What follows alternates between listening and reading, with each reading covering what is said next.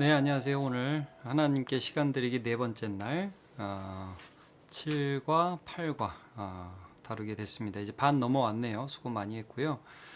이제 오늘 우리가 다룰 주제를 살펴볼 텐데, 이제 어떤 배경에서 왔는지 먼저 잠깐 보면, 이제 하나님의 나라가 있다. 근데 그 하나님이 정말 정의로우시다면 지옥도 있다.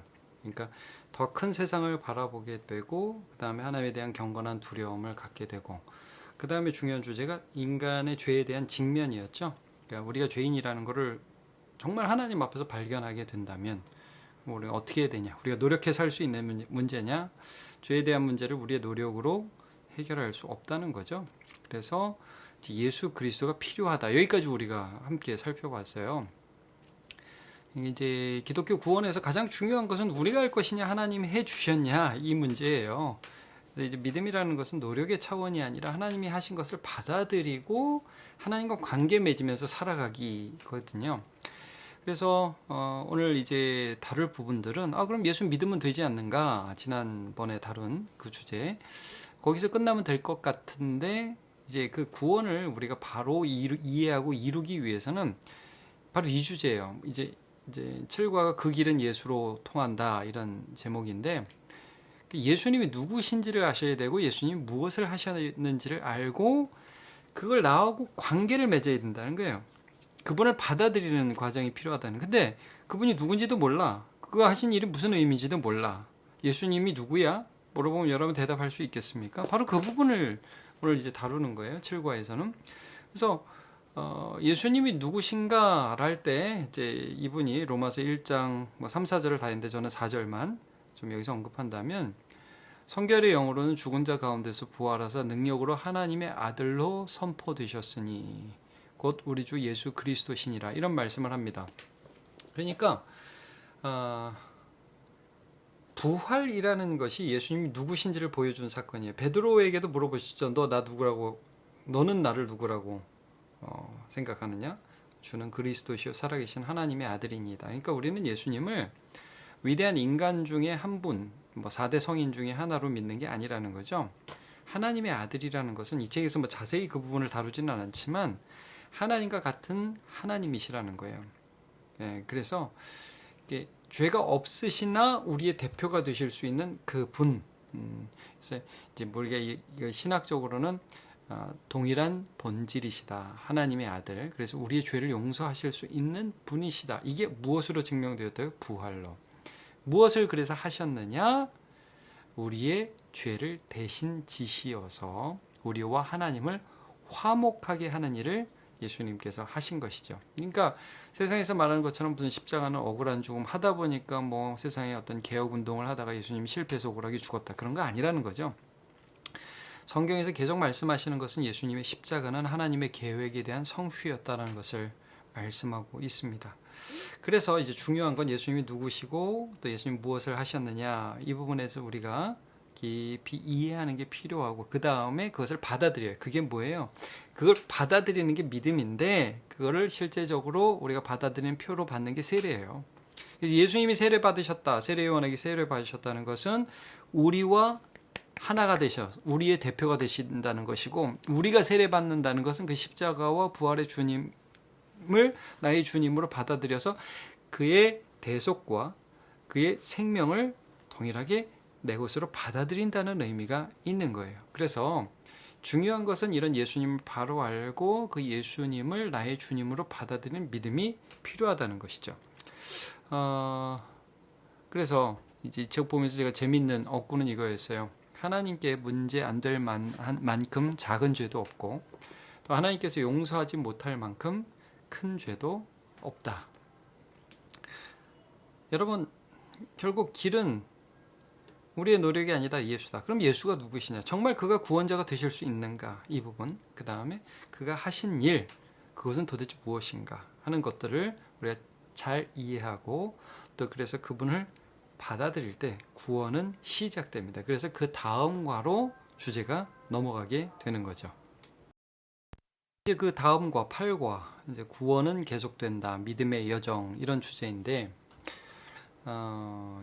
이제 예수 그리스도 통해서 구원받는다. 야, 우리는 천국 간다. 이제 됐다. 이제 생명을 얻었다, 끝이다. 마치 구원이라는 것을 무슨 뭐 하나의 티켓을 얻는 것처럼 생각하는 그런 오해에 대한 해설 부분이라고 할 수 있어요. 그러니까 여러분, 구원은 여러 가지로 설명을 하거든요. 근데 이제 사실은 이 본문이 아니라 오늘 본 이 책의 내용들이 무엇을 설명하냐면 구원을 관계적인 측면으로 설명하는 거예요. 그러니까 말하자면 이전에는 죄와 관계하던 사람, 죄의 종이던 사람이 이젠 예수를 믿어서 예수님과 관계를 맺고 예수님과 친하게 지내고 예수님을 통해서 은혜를 얻는 그런, 이제 말하면 친구가 바뀐 거예요. 이게 구원이라는 거예요. 그래서 이걸 또 다르게 어떻게 말을 하냐면 죄로부터의 구원이면서 동시에 죄에서 나오는 사건이고, 나와서 아무 데도 안 가면 뭐하러 나와요, 여러분? 어디로 가야 되는 거죠? 하나님께로의 구원이라는 거예요. 이제 구원을 그런 의미로 설명하는. 그래서 이제 사실은 속죄가 어떤 의미가 있냐면 우리가 과거에 지은 죄, 지금 지은 죄, 앞으로 지을 죄, 모든 죄를 예수 그리스도의 피로 용서해 주셨다. 우리 좀 전에 봤잖아요. 그가 용서하지 못할 만큼 큰 죄도 없다. 하나님 모든 죄를 용서하신다. 정말 이건 여러분 사실입니다. 그래서 우리의 모든 앞으로 짓는 죄도 하나님이 용서해 주셔요. 그러니까 당연히 인간의 죄된 습성에서는 어떤 질문이 나와. 그럼 죄 지어도 되겠네. 이 구원을 잘못 이해한 거라는 거죠. 죄에서 나와서 하나님과 화목한 삶을 살아갈 수 있게 되는 게 구원이고 영생이에요. 그러니까 여러분, 요한복음 17장 3절, 이 책에는 그 구절을 인용하지 않았는데 제가 뭐 이거 늘 강조하고 여러분도 많이 들었을 것이지만 다시 한번 강조합니다. 영생은 곧 유일하신 하나님과 그가 보내신 자 예수 그리스도를 아는 것이니이다. 이게 굉장히 중요하다고. 아는 것, 기노스코라는 것은 알고 지내는 것이다. 관계한다는 의미죠. 영생이라는 것은 옛날엔 죄의 종으로 살던 자가 이제는 그리스도의 종으로 그리스도를 사랑하며 맨날 죄하고 싸우면서 사는 사람이 되는 것이에요. 이게 예수 그리스도와의 연합이에요. 그래서 구원은 이 예수 그리스도를 받아들이고 예수 그리스도께서 내 안에 사시어서 이제부터는 죄를 대항하는 것이에요. 여러분, 그래서 예수를 제대로 믿으면 그 다음부터는 죄 짓는 게 불편해져요.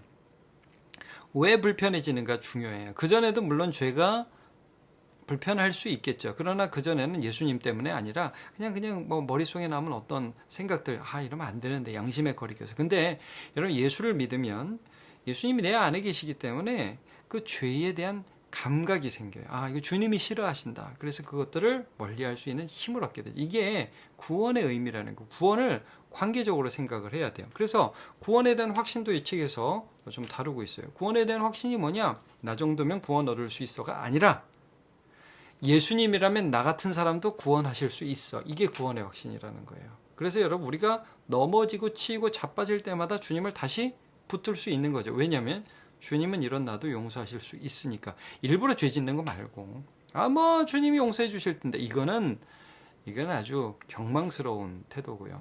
자, 존 웨슬리가 이런 말을 했다고 그러죠. 거룩함 안에서 맛보는 행복, happiness in holiness. 그래가지고 죄 짓는 재미, 이전에는 이 가운데 살았다면, 뭐 재미도 있겠지만 죄 짓는 게 여러분 얼마나 그 쓴 일입니까? 살아도 산 게 아니지. 그러니까 이 책에서 무엇을 말합니까? 죽은 것이다라는 게 하나님과 끊어져서 죄 짓고 있으면 이미 죽은 거라는 거예요. 하나님이 볼 때는 죽은 거라는 거죠. 사실 형벌을 향해 달려가고, 이 책에서 말하는 것처럼 뭐 돈을 많이 버는 미국의 중산층들이 자꾸 소비의 죄에 빠지고 어떤 쾌락의 죄에 빠지고, 그래서 결국 살아도 살아 있는 의미가 없는 것 같은 그런 상태에 빠진다는 거 아니에요. 그런데 그러던 자가 이제 예수 그리스도를 만나서 거기서 빠져나와 가지고요, 죄의 값을 다 치르신 예수님 때문에 이제 하나님과의 화평을 누리는 게 사실 로마서 5장 1절 말씀이에요. 그러므로 이제 우리가 그리스도로 인해서 구원을 받았으니까 하나님과의 평화를 누리자. 하나님께 기도하고 은혜 받고 주님을 사랑하면서 살아가고 이웃을 사랑하면서 살아갈 수 있는 은혜를 받자. 이제 여기로의 구원을 받았다는 거예요. 그래서 구원의 큰 의미, 죄로부터 구원받아서 하나님께로 구원받았다는 이 개념을 여러분 분명히 아시기 바랍니다. 네, 그래서 오늘의 미션은 이겁니다. 여러분, 예수님은 나에게 누구이시고 또 예수님은 나에게 무엇을 해주셨는가. 마치 베드로가 주는 그리스도시여 살아계신 하나님의 아들이십니다 라고 고백했던 것처럼 여러분의 입으로, 여러분의 한번 손으로 고백을 해보면 좋을 것 같아요. 굉장히 중요해요. 두 번째, 나는 나에게 있어 영생은 어떤 의미가? 천국행 티켓 딴 것인가? 아니면 이제부터 죄에서 나와서 하나님을 만나면서 사는 그 삶. 그게 영원히 이어지는 게 이게 영생이거든요. 나는 무엇을 영생이라고 생각하고 무엇을 천국이라고 생각하는가. 우리가 처음에 천국 하나님의 나라의 개념도 우리가 살펴봤죠. 이 세상보다 더 큰 나라가 있다. 하나님이란 분이 계시면 이제 그걸 우리가 살펴봤죠. 그러니까 나에게 영생은 무엇이다. 나에게 구원은 무엇이다. 한번 자기 말로 한번 정의해 보세요. 이게 두 번째 미션입니다. 오늘도 수고했습니다.